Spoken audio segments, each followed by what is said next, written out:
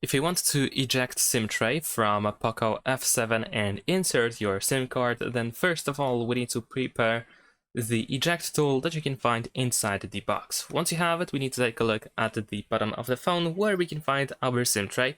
More precisely, it is over here, and we can also see this SIM tray hole. We need to insert our eject tool into that hole over here, and then use a little bit of force in order to make the eject in order to eject the SIM tray pretty much. So it will pop out slightly, as you can see it comes out just a little bit, and then we need to use our fingernails or fingers in order to remove the SIM tray. And there we go.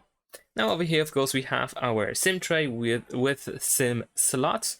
In this case, we have dual SIM in my version. So in order to insert the SIM card, we need to simply match the shape that we have of the SIM slot. So in this case, it goes in like this.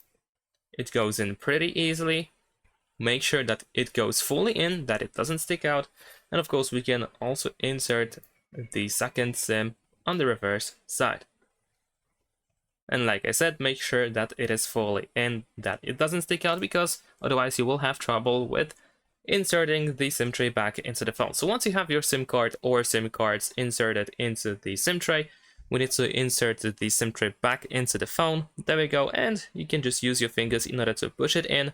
Make sure that it is fully in, that it doesn't stick out. If it doesn't want to go all the way in, then make sure that your SIM cards are inserted properly.